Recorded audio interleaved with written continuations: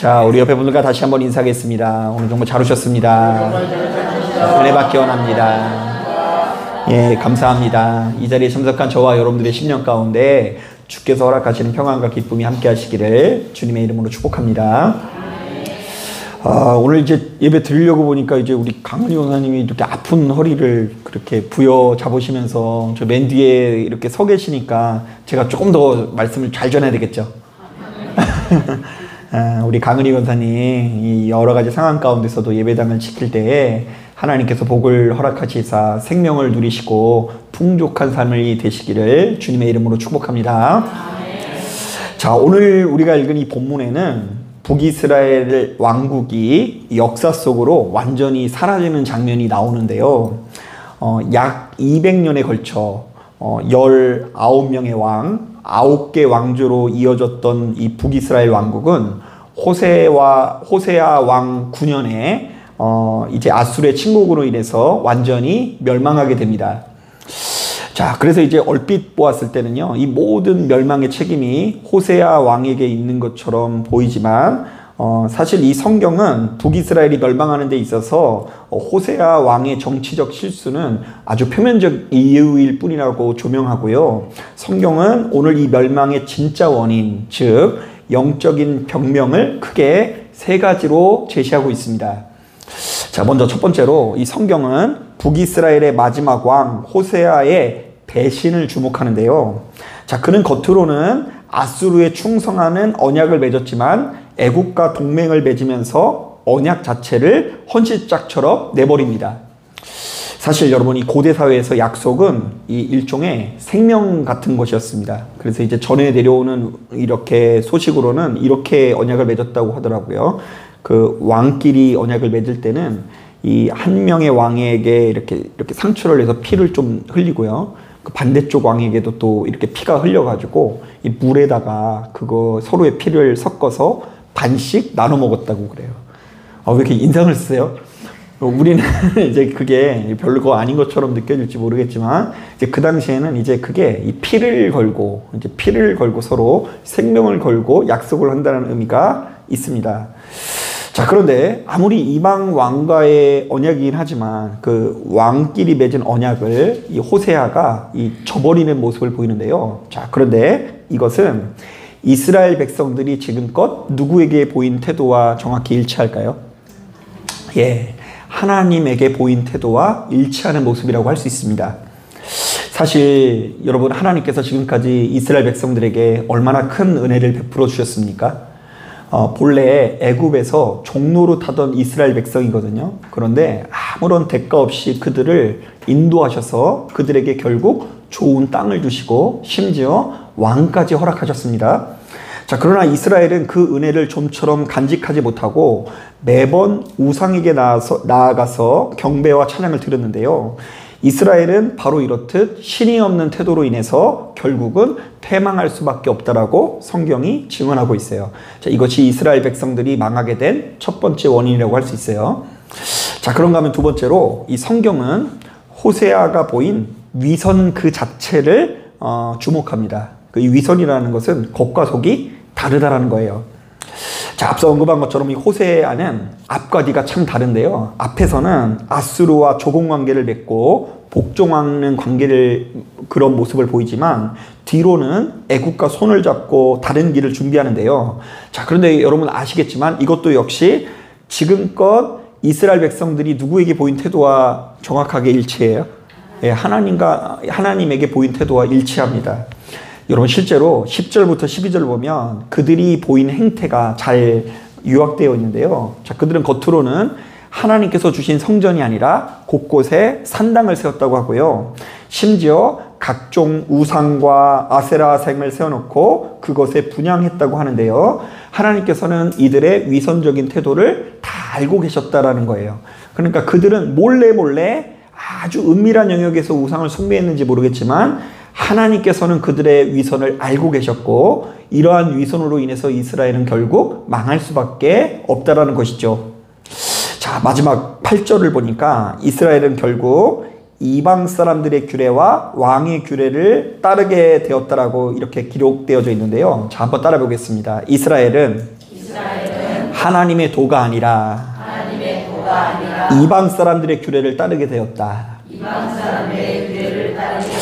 자, 이것은 이스라엘 백성들이 하나님의 백성으로서 정체성을 잃고 이방인들의 사고와 가치와 세계관을 그대로 따라가게 되었다는 의미가 있는데요. 자, 그 결과 그들의 삶은 더 이상 거룩하지도 않았고 구별되지도 않았습니다. 그래서 이제 구약 성경을 읽다 보면 제일 많이 이 마주하게 되는 단어 중에 하나가 정의, 긍휼, 진실 뭐 이런 것들을 볼 수 있는데요. 바로 이러한 율법의 정신은 사라지고 그 자리를 탐욕, 번영, 성공, 권력 뭐 이런 종류의 질서가 채우게 된 것이죠. 자, 그렇다면 하나님께서 이스라엘 백성들을 위해서 이제 이방 민족을 쫓아냈던 것처럼 이제는 더 악한 이스라엘 백성들을 어떻게 하실까요? 쫓아내시고 심판의 대상으로 삼을 수밖에 없다는 것이 이 성경을 기록한 자의 어떤 가지고 있는 중심 생각입니다. 자, 바로 이렇죠. 성경은 북이스라엘이 거듭된 우상숭배를 통해서 무너졌다라고 증언하는데요. 자, 이때 우상숭배라는 것은 단순히 다른 종교를 따르고 다른 신을 따르게 되었다는 것이 아니라 크게 세 가지로 요약해 볼 수 있습니다. 한번 따라 보겠습니다. 하나님께 신의를 지키지 않다. 예, 하나님께 무엇을 지키지 않았다고요? 신의를 지키지 않았다. 이게 이 첫 번째로 우상 숭배고요. 두 번째로는 한 번 더 따라하겠습니다. 하나님 앞에서 위선적인 삶을 살다. 자, 그래서 여러분 이것을 좀 의미를 확장시켜 보자면 여러분 예수님께서 오셨을 때 바리새인들이 뭐 했다 그래요? 외식했다는 얘기를 들어보셨어요? 자, 그런데 그것도 일종의 무엇을 했다고 해석을 해볼 수 있을까요? 우상숭배를 한 것이라고 할 수 있죠. 하나님이 아니라 다른 무엇인가를 더 크게 여겼다라는 행위입니다. 자, 그리고 마지막 세 번째로 이렇게 이야기해 볼 수 있습니다. 한번 따라 보겠습니다. 하나님께서 주신 법도를 따르지 않고 세상 사람들과 완전히 동일해지다. 예, 이것이 우상숭배인데요. 자, 그러니까 우상숭배는 절에 가서 뭐 이렇게 뭐 부처님을 뭐 섬긴다거나 제사 때 뭐 절한다거나 그 이전에 바로 이런 의미가 있는 거예요. 하나님의 법도를 우리가 따르지 않고 세상의 질서를 우리 마음 가운데 더 크게 여기고 있다고 한다면 그것도 역시 우상숭배인데 북이스라엘에 있는 모든 백성들이 바로 그러한 우상숭배에 지배당한 나머지 결국에는 망할 수밖에 없었다는 것이 이 성경의 메시지입니다. 자, 여러분 가만히 보면 육신의 옷을 입고 있는 우리들은 입술로는 하나님을 믿는다고 말하면서도 때로는 하나님이 아닌 것에 더 깊은 신뢰를 두고 하나님 없이도 살아갈 수 있는 것처럼 행동할 때가 참 많이 있지 않습니까? 자, 바로 이것이야말로 가장 큰 우상숭배라고 할 수 있고요. 그리고 우리가 이러한 태도를 가진 채로 살아간다면 우리도 역시 북이스라엘처럼 멸망의 길을 걸어갈 수밖에 없다는 것을 기억하시기 바랍니다. 자, 그러니까 가장 큰 재앙 중에 하나가 뭐냐면 예수 믿는 우리들이 세상 사람들과 완전히 똑같아지는 게 축복이에요? 아니면 저주예요? 저주라는 거예요.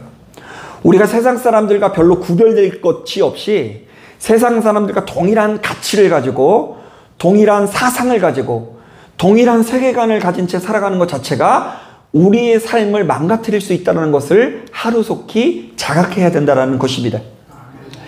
자, 예를 들어 볼까요?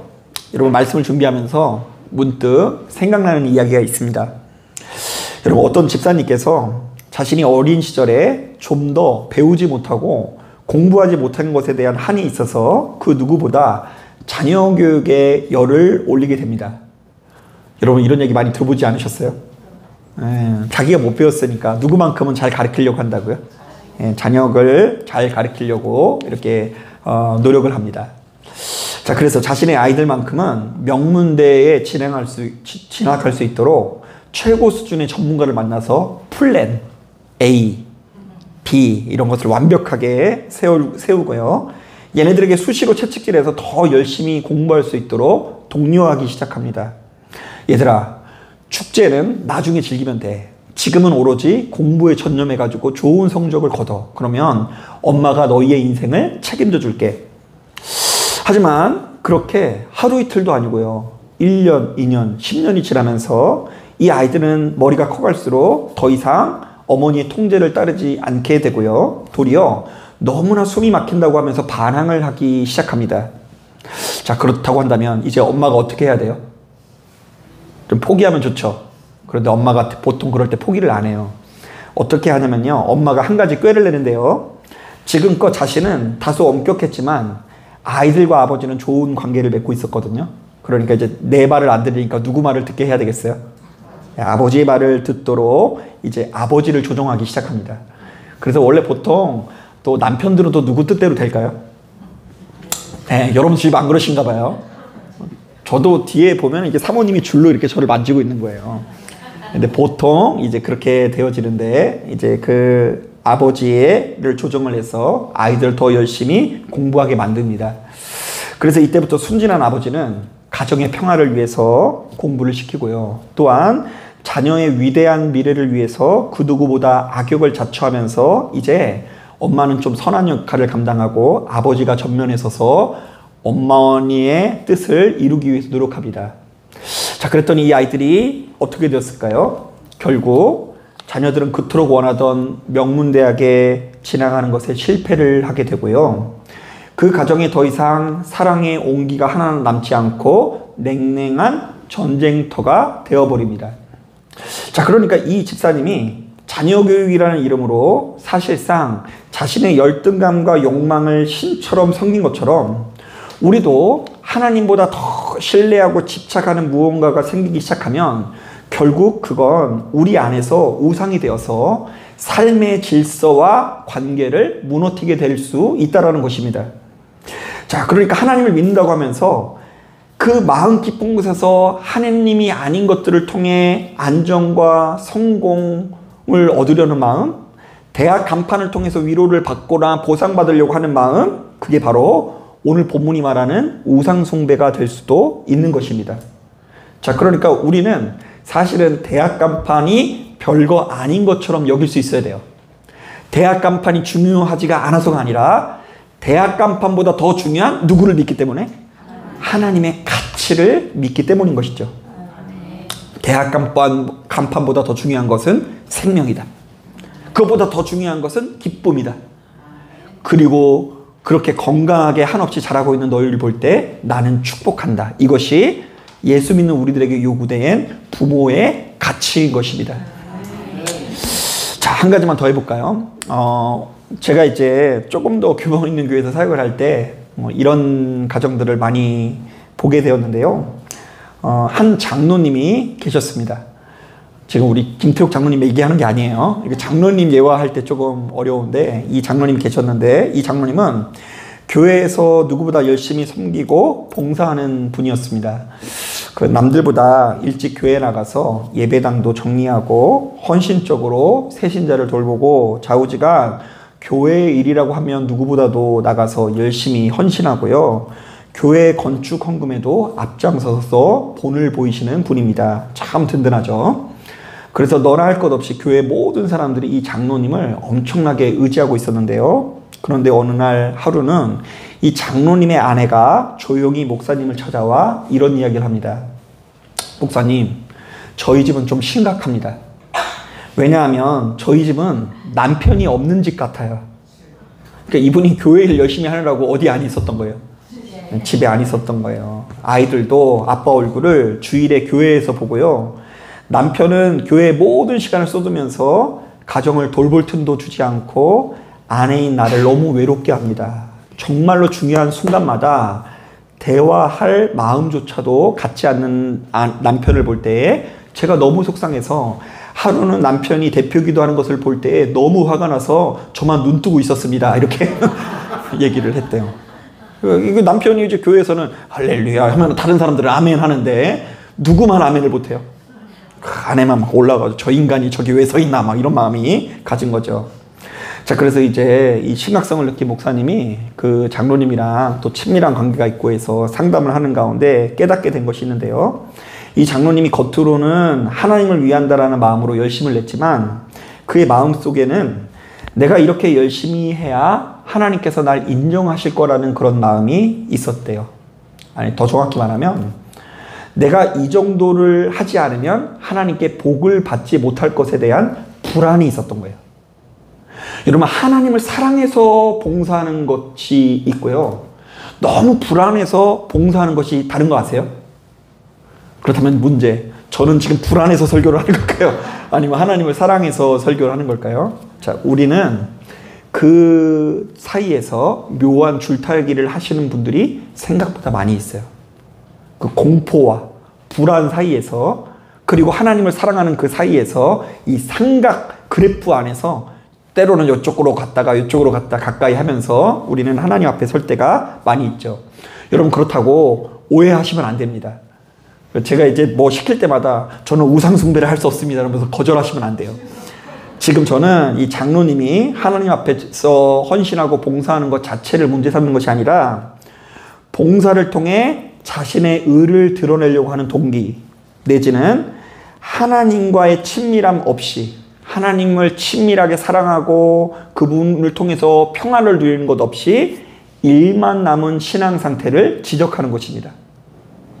자, 이렇듯 우리의 마음과 삶 속에는 하나님보다 더 신뢰하고 기대하고 붙드는 것이 얼마든지 생길 수 있는데요.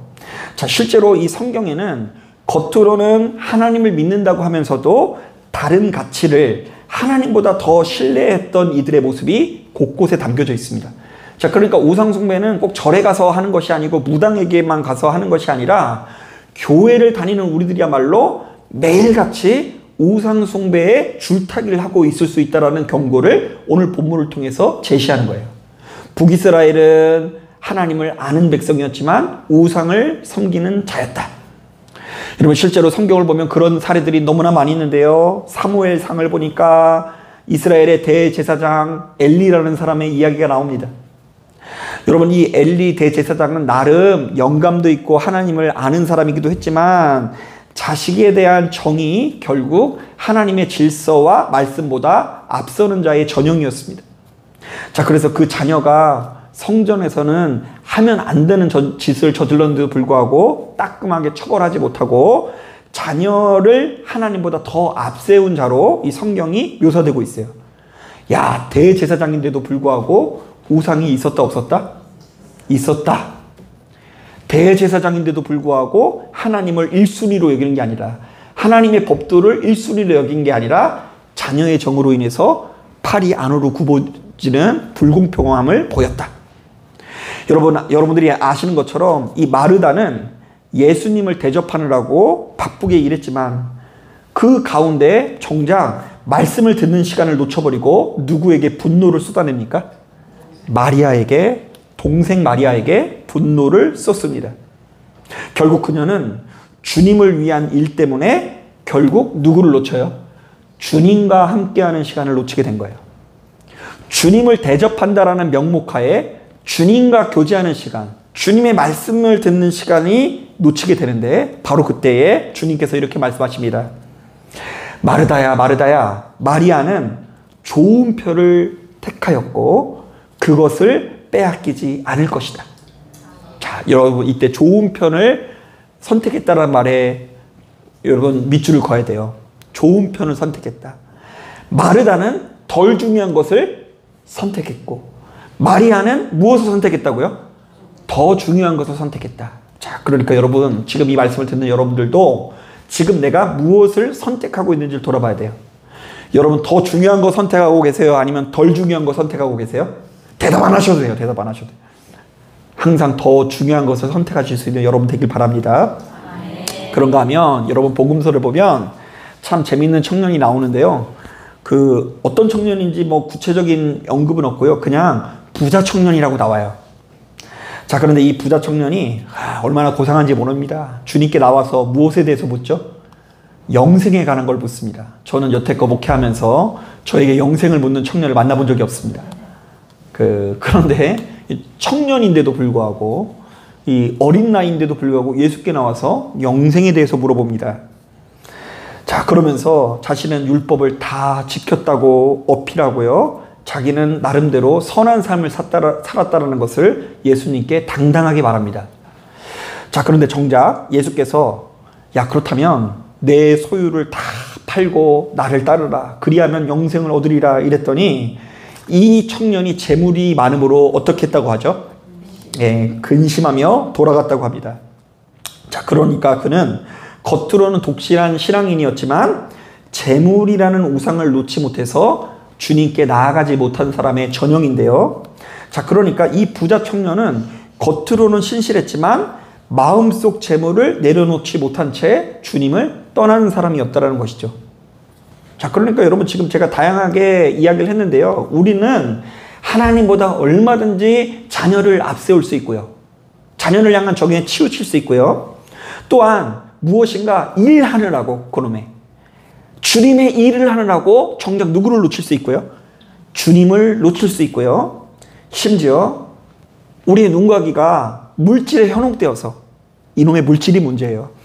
이 물질로 인해서 항상 근심하고 걱정하고 초라해하는 가운데 나의 인생을 영화롭게 여기지 못할 때가 너무나 많이 있는데 이것도 역시 오늘 본문에 의하면 또 하나의 우상 숭배일 수도 있다는 것입니다. 한번 따라해 보겠습니다. 예수 믿는 사람들이 세상 사람들과 동일해지다.